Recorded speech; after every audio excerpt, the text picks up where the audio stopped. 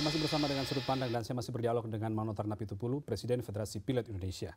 Pak Manotar, tadi saya ingin menjelaskan ke Pak Manotar, memunculkan kembali angka-angka dan juga kepada para pemirsa bahwa banyak sekali kejadian atau bahkan sampai 70-75% kecelakaan pesawat itu adalah karena human error. Cuman di kita selama ini tidak pernah kelihatan, tidak pernah ada sanksi. Buat publik mungkin ini adalah sebuah kemajuan karena kita bisa mendapatkan siapa yang bertanggung jawab dalam sebuah kecelakaan gitu. Apa pendapat Pak Manotar? Begini ya, dunia penerbangan kita ini adalah mata rantai. Ya. Apa maksudnya? Jadi mata rantai itu adalah kecelakaan itu bukan disebabkan oleh single cause, penyebab sendiri tunggal. Tidak pernah. Ada multi, ada macam-macam. Ada macam-macam. Inilah mata rantai. Bisa Misalnya dari kargo, bisa dari teknik. Memang finalnya adalah di penerbang. Tapi jangan sedikit-sedikit ada persoalan, ada kecelakaan terus pilotnya. Pertama jadi ketika dikatakan human error tidak berarti bahwa multi hanya di penerbang saja ya. Betul. Ada human error yang lain, misalnya ada orang yang mengecek pesawat dan segala macam. Tetapi sebelum terbang kan pilot dikasihkan list kan untuk melihat Anda bersedia nggak untuk terbang, lihat cek fisik dan segala macam. Kira-kira ada seperti itu bukan? Oh ada memang. Tapi kita lihat kondisi pesawat itu, kita terbang bukan di darat. Kita di atas. Kondisi pesawat mulai kita dari take off sampai ke 35.000 kaki salah satu contoh sangat berbeda. Artinya apa itu? Mungkin di 10.000 kaki pressurization-nya ada tiba-tiba yang berubah di situ, ada tekanan yang berubah sehingga secara teknis terjadi di atas bukan di bawah. Even dari suhu aja udah jauh berbeda kan. Di atas itu bisa ke minus 37 derajat Celcius. Tapi sepanjang pilot yang di atas itu mengambil tindakan-tindakan yang tepat itu kan menjadi tidak ada masalah. Cuman mungkin yang terjadi adalah ketika terjadi seperti itu tindakan yang dilakukan itu dianggap suatu tindakan yang menyalahi prosedur. Seperti yang terjadi pada yang dituduhkan ya, yang disangkakan polisi kepada Pak Marwoto di Jogja itu kawan Anda. Oke betul. Oke, kita udah kembali sekarang.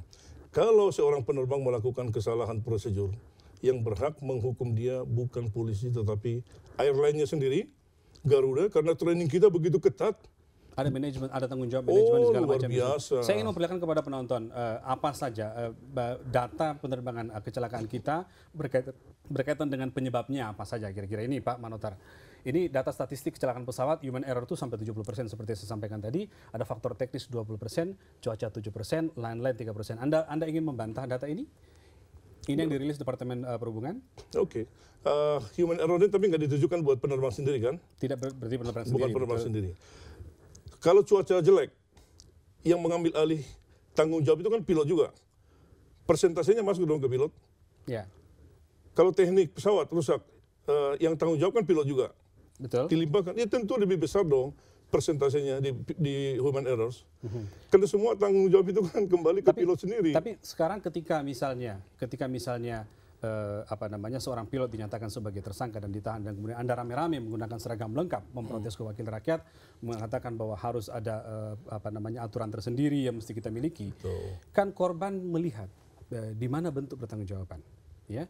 Katakanlah korban yang terjadi di peristiwa di Jogja bulan Maret itu, ada yang meninggal, ada yang selamat, tetapi ada yang luka misalnya. Kalau itu ditanyakan, mana tanggung jawab pilot? Gitu ya. Kalau seperti itu pernyataannya, apa jawaban penerbang? Tanggung jawab pilot, setelah dia dihukum oleh instansinya sendiri, dan juga dari DSKU, Dinas Sertifikasi Kelaikan Udara yang berhak menghukum dia. Begitu besar hukuman yang sangat paling berat ya, bisa lisensinya dicabut. Dan berhenti dia jadi pilot? Selesai. Apalagi yang lebih berat dari situ, lebih berat, lebih bagus saya ditahan di penjara daripada lisensi saya habis. Kalau dia ditahan, dipidanakan? Kalau dipidanakan kan udah selesai juga karir dia.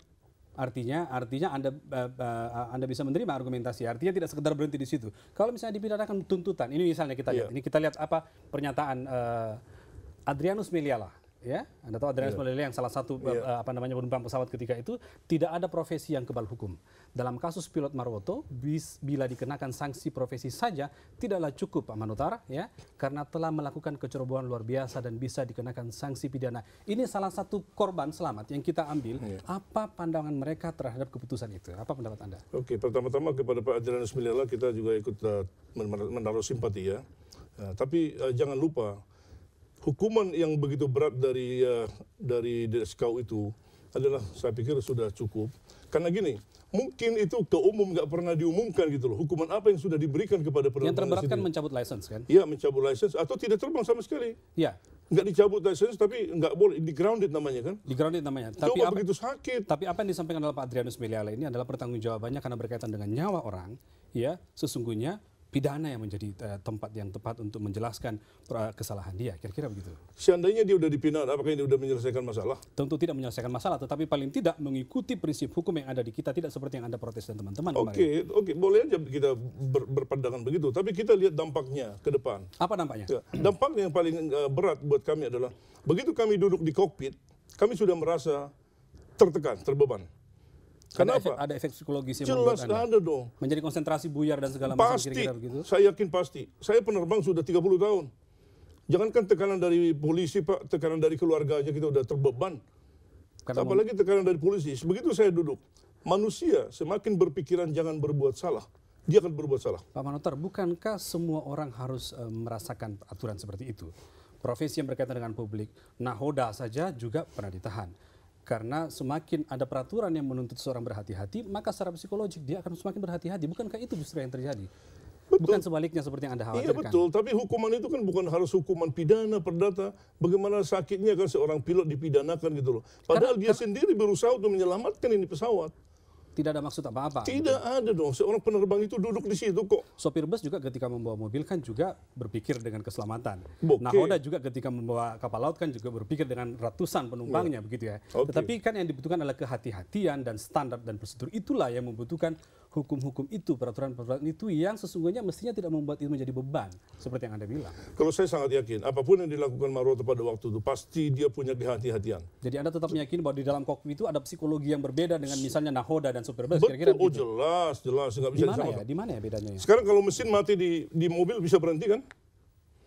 Di kapal laut kalau mesinnya mati bisa berhenti kan? Kalau pesawat? Mengapung, Kalau pesawat selesai. selesai.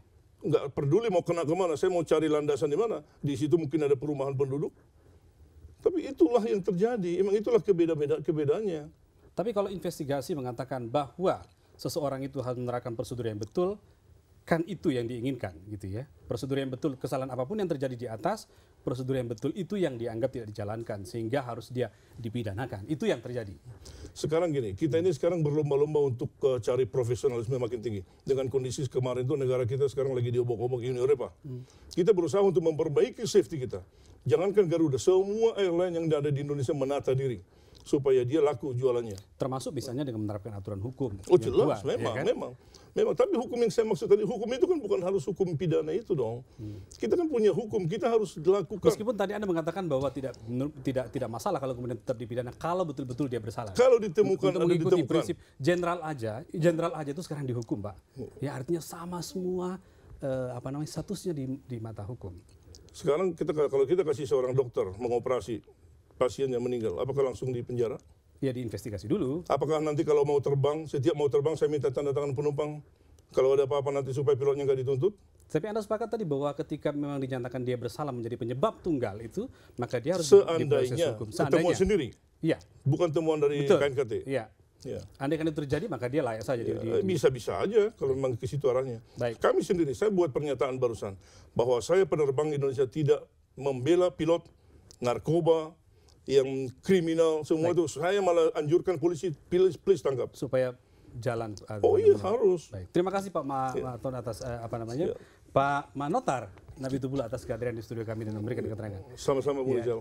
Ya, demikian dialog saya dengan Pak Manotar dan sesaat lagi saya akan berdialog dengan seorang ahli hukum penerbangan Kamartono sesaat lagi setelah jeda iklan berikut ini.